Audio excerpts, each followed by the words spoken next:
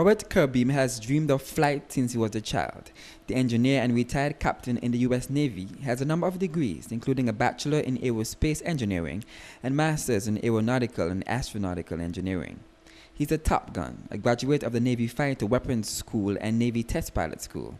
As a pilot, he's had more than 3,000 flight hours in 25 different aircraft and spacecraft. He describes his experience in space as, well, out of this world. So on my first space flight, I had an experiment called bioreactor. And what we were actually doing colon cancer research in space. And a lot of people said, well, why would you do that? Well, the thing that it allowed us to do is to actually grow cancer without a host body and to grow those cell aggregates in 3 dimensions. They tend to flatten out quite a bit when they're in the lab here because of gravity.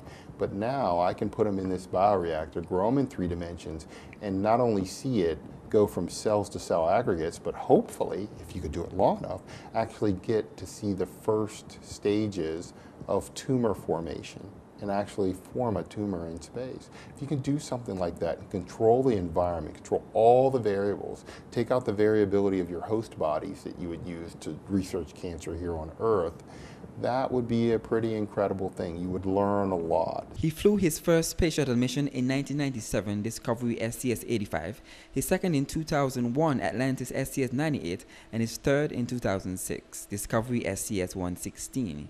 He's currently the co-record holder for the most spacewalks conducted during a single spaceflight, a record he first broke when he spacewalked 4 times during the STS-116 mission.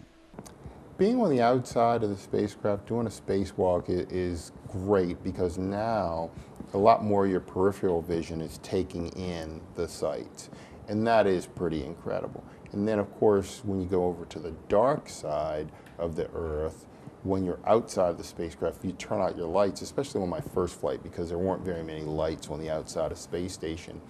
That was, that is about as dark as, that's the darkest night I've ever been in. And then you look away from the spacecraft and you see so many stars. Many, many more stars than you'd ever see on a night here in Antigua. Curbeam is passionate about education and sparking the interest of students. He says he wants to meet the future engineer who will design faster, safer planes and the future astronaut who will break his records. He's scheduled to participate in a read along with children at the National Public Library Saturday morning, and the main event in the evening at the Multipurpose Cultural Center will be a lecture on the importance of STEM education. For ABS News, I'm Jamie J. O'Shea.